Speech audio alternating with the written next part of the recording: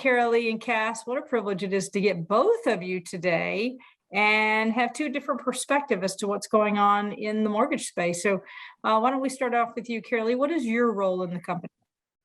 I have a couple different roles. I actually am a lender. So my actual title is Senior Vice President, Metro East Sales Manager. So I actually lend and do the loans myself. And then I have 9 people underneath me.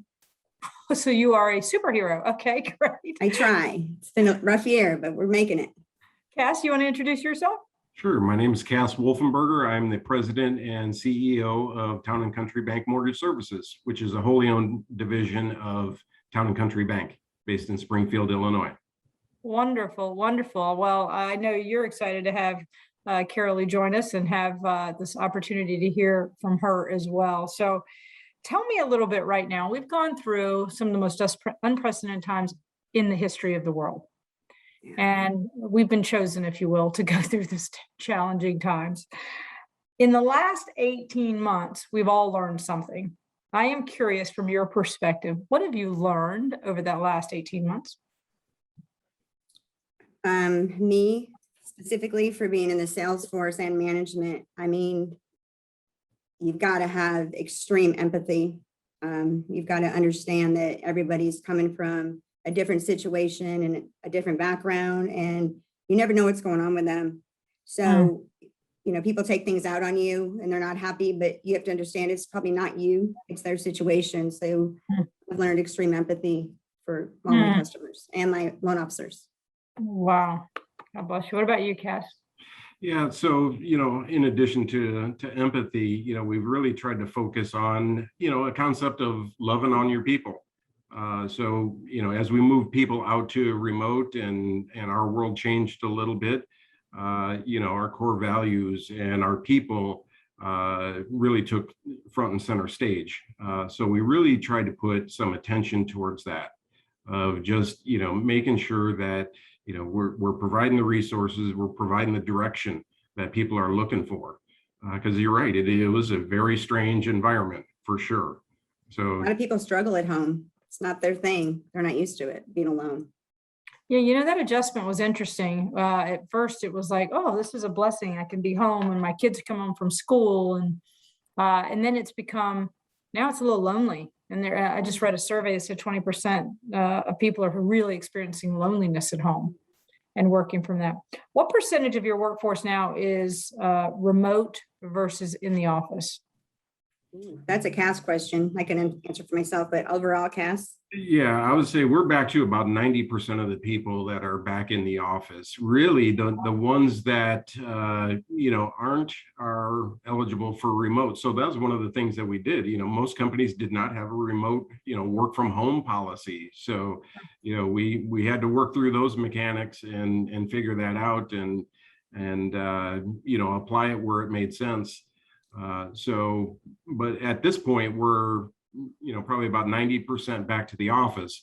Now, of course, we have a curveball coming our way too, that, you know, we're not completely out of the woods. So more to come on that, I think. Sure. What about you, Cass? What percentage are back? Oh, Karylle, probably me this time. I'm sorry, Karylle. That's okay. No, I think I only have one that works at home. I would consider, or maybe 2. Now I'm going to say 3. 2 loan officers that work home full time. Most of it's because of spacing. And then I have one loan assistant. She's home, but I make her come in once or twice a week because I think it's good for her. She really performs better when she's around people. So maybe a 3rd. So let's pretend I'm a recruit that's considering your company. What would you describe the culture to be like? I always tell everybody the same thing. I'm brutally honest. And I always say, you know, we're a medium-sized company. We're not really small. We're not big. We're not your PNC and your Bank of America. So we all know each other, which is good and bad. But I always say we love really hard and we fight really hard, you know, so it's like a big family. And it really is. I mean, you have your ups and your downs, just like you do in your 4 walls at home. So. Cass, what about you? Yeah, so, you know, we really tried to focus, you know, again, on just what our core values are, you know, which is teamwork, achievement, positive thinking, and passion. And so, you know, that's really where all of our emphasis has been. So If you can get Yeah. along with each other, the rest comes naturally. It does, doesn't it? When you Mhm. actually have an appreciation for one another, and Yeah. I like how you said love one another and you can fight with one another, yeah, but you're still there. we've actually put a lot of emphasis on the idea of, people's intentions. Mm, So, just trying to learn, what people's intentions are, and that usually drives behaviors. sure. So we've tried to peel the onion back a little bit and get to the, kind of the bottom line of why people behave the way they do. And, so when we apply that to, our staff, or, all of our people, in a consistent way, people start to gravitate towards that. They understand what the, what the gravitational pull is, and frankly, what the bank's, overarching values are. Sure. Right. It goes to that at the end of family the thing. day, You it's feel like people. family.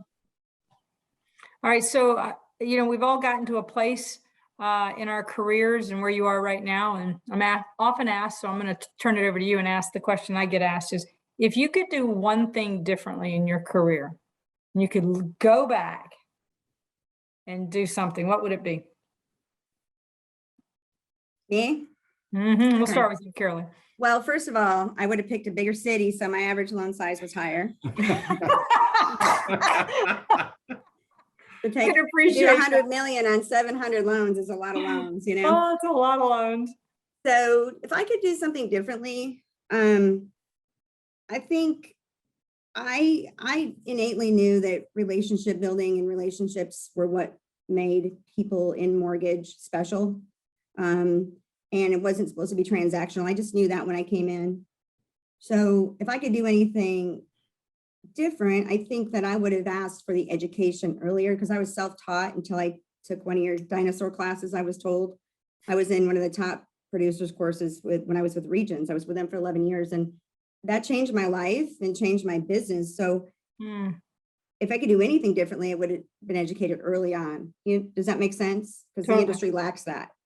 So I Totally. would have started earlier. Totally. Moved. Well, all right. What about you, Cass? What would you do different? Well, pretty much the same thing as Karylle. I started my career in a very affordable market. So, we used to go to conferences and people would talk about their dollar amount production, and then I'd tell them mine, and they wouldn't know about units, but I'd tell them the dollar amount, and they invariably would question whether I'm a home equity lender. So that would definitely be one thing that I would have changed. But honestly, what I would have done differently, knowing what I know now, is found you about 20 years earlier than I did. I mean, so there was, and Karylle is exactly right. The training in this industry has been so fragmented. And very loose that, but there's so many moving parts to learn. It's almost inundating to think through the training process. So, my hat's off to you to, develop this program. And, and this has been one of the things that we wanted to get accomplished this year, is how are we going to grow and attract people when it's really tough. Last year we were going through a pandemic, and it was hard to get people away from where they were at. So we feel like this is one of those big things that maybe not a lot of lenders are doing, but we feel is very, very, very important, is training and development. So, years ago when I first started, there was another system that I used that I don't think is as good as yours, but, it did work. And if I were to go back, if I started my career as a manager, I would say every person that gets hired is going to sit down and go through this. And that's the way we start off. And I think people would have a different, experience in the mortgage business. Success Thank rate you. too. Thank you for your kind words. We've been blessed to be able to pour into everyone. And I opened XINNIX with the intention of elevating the industry and giving people a fast start to success, because you were successful without us. Would we have gotten you there faster? Possibly, so you didn't have to experience all the pitfalls, all the ones that I had to experience as well, because I didn't have me at the time. I had to learn it as I went. So, all right, so here's a question. You're both in leadership. And what do you think the most important qualities are for a great leader? You want me to take that one, Karylle? I'll go and then you can go if you want. Okay. Because yours will be different. But for me, like especially during the pandemic, and we also lost a leader. That's why Cass came in like halfway through. So we were kind of, we were struggling. So that made, I had to make sure that I showed strength to my people underneath me, because they're like, we don't have a boss. What are we going to do? That kind of thing. I'm like, yes, we do. We have CEO. We still have other people. We're going to find somebody. So showing them that you're strong and that you're committed and dedicated, being positive. If every organization has issues, let's face it, it's mortgage, right? Sure. So you cannot let them see that. It's kind of like, just make sure they feel confident, be strong, be positive, be committed, and they learn by example. So whatever you want them to do, it's just like your kids, you have to perform as well. How true. What about you, Cass? Yeah, I would say, being a fearless leader. So, decisiveness, which is not easy when you first step into a role. But your people need to understand that you understand the business, and they need to understand what your intentions are. So if you can communicate to them that your intentions are for the best for the company, then it kind of cascades down. So I think being fearless, knowing your industry is, highly, highly important. But I don't know everything about this business, so there's still more to learn. So, that's an evolving thing.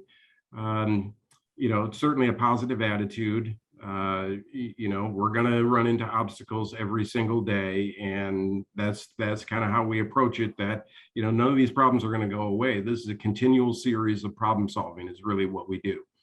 And somebody that has the passion for the industry, it's really hard. This is a tough business to be in if you don't have passion. So it can grind you up and spit you out pretty quickly if you don't have passion for the industry. So those are the things that I think people gravitate towards leadership in general.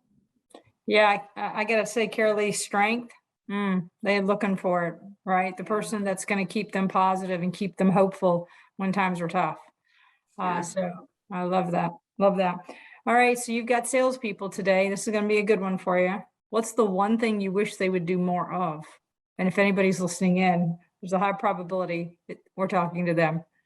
If you could, they could do more of to make them more successful, what would it be? What'd you say? Just do it. Just be persistent and consistent. Pick up the phone, send the emails, do the podcast, whatever. Just if you get out there and do it, you will get results. You have to be persistent and consistent. You just have to do it. It's all it takes, just getting out there or on the phone right now, or Teams or Zoom. You got it. Be in front of your people. Cass, what about you? I would say, just have a strong belief that you can do it. I remember my first sales call, sitting out in front of a real estate office wondering, what am I going to go in there and say? But you go in there and you strike up a conversation, and pretty soon, 29 years later, you sit here. So I would say just believe in yourself. If you have decent training and you have decent support, go out there and just be positive. And if you show up prepared, we know this, if you show up prepared, you're probably going to beat 80% of the people that you're competing against. So my two things are, just be prepared and just believe in yourself to do it. You guys have no idea, but it's interesting. We actually preach and teach within the XINNIX family that based on Dr. Henry Cloud, I'm not sure if you've read the book called Boundaries for Leaders, where he shares very candidly what it takes to be successful and what's the difference between the good and the great, the average and the exceptional. And you both just said it. One was you got to believe in yourself and believe where you're going. You got to just know it. And then the second is prioritize it. And Karylle, you're like, just go do it. I mean, it's not that hard. So, but the do it was, what are you prioritizing? And it's really prospecting, getting in front of referral sources constantly. So mine is, I call it the non-negotiable. What's the non-negotiable? We all brush our teeth every morning, hopefully, right? That's a non-negotiable. Do it because I have to, just don't even think about it. Well, you should have a non-negotiable in your business as a salesperson. What is it? How many sales calls per day is a non-negotiable for you? And if you don't have that minimum number, there's a high probability you're missing out. Because You know, if you once you do set it, the number, you do it, then the consistency will win. So you believe set in it- yourself. If you do it, you believe in yourself because it works. Right, Kind of it's goes together. beautiful. Yeah, it's Yeah, and there's amazing. a high when you get a natural high when you go out there and you say you had reluctance to do something, but you confronted it and you did it anyway. That gives you the confidence next time, I can do it, I can do it, I can do it. All right, so we're going to end with a question that's an easy one because I'm curious from both perspectives. Tactically, you have a culture that you're trying to preserve, right? Is there anything that you're doing specifically that you think helps really pull everyone together? You want me to speak to that, Karylle? Yeah, So- mine's short, so go ahead. Yeah, so from a company perspective, so the dynamic of moving a workforce to remote and then bringing them back in, that's certainly challenging when your culture is based on everybody being around each other. So we did a pretty good sized technology investment and rolled out teams both internally in our organization and externally, so customers and other folks can interact with us that way. So we put a technology investment to it, and then we really did a lot of work, and it's ongoing work. It's not over. This is a continual thing, but to update, look at our core values. Are they still appropriate? Are they accurate for what we want to do at this point in time? So we put a lot of work into the core values, and that's really what is a common language throughout our entire company, and that's what we feel brings people together is our common purpose and core values. So that's where most of our work has been around from the leadership team perspective. Do you have monthly meetings, Cass, or do you have weekly meetings with the group or the team? With the leadership team, it's every week, same day, same time, every week. Very dedicated process for bringing up issues and solving issues. And, and Karylle is part of that on the mortgage side. Excellent. Karylle, what do you do to help preserve the culture? I think it's very important right now with all the change. There's so much change in our world and, depending on what's going on in the country. So we have overlays, we have Fannie guidelines. So to stay current, I think it's so important to stay current because if you're not, it drives a wedge between operations and mortgage because there's always that fight, Sure. If you're not current, you're going to make mistakes. Stay current. And I think it's important for everybody to be transparent, just lay it out there. And if you do those two things, I think it helps a lot. It helps keep everybody together on a team and it helps us to look good to the outside as well, the public. Do you specifically, Karylle, have actually weekly sales meetings with your salespeople? I do. Mine are probably every 2 weeks. Okay. Because in the summer, but we meet about once every, I'd say 10 days. Okay. So 10 to 14 days, and we talk about issues and, that have come up in that time and what we need to work on and to get current and to do better at. You got it. You got it. Well, are there any parting thoughts that you think someone would want to hear about Town and Country Bank? Yeah, I would say that, Town and Country Bank is one of those places where, when I first interviewed here, I drove home thinking, I'm not sure I believe all of that. And then I got here and it permeates the air and it's in the Kool-Aid. Awesome. So, certainly a huge emphasis on our core values. And, really one of the big things this year, we've brought on a training and development coordinator. So, and really XINNIX was the lead into that. So as we installed XINNIX, into our training and development, the other departments started to think, hey, maybe this is something we want to do on the other side of the bank too. So, Wonderful. yeah. All right. What about you, Karylle? So I would say that we're a little bank, but we have a big personality. We're also a mortgage company in a bank, and a lot of people hear bank, depending on the area you're in, and they're like, oh, those people don't work. So it's important to know that we're both. We have all the products of a big bank. We're competitive with everything. But the thing is, we don't have so many tiers. So like I can call Cass, right, if I need something and we need to work through a loan. I don't have to wait a week like I did when I was at a bigger bank, you know, to go through the channels. So big bank, big personality, and we have a ton to offer. Oh, wow. So we feel like we're big enough to have the resources to play around with the big guys, That's right. but still have that, you know, small enough feel to, you know, make sure that people understand that they can have an impact when they come here.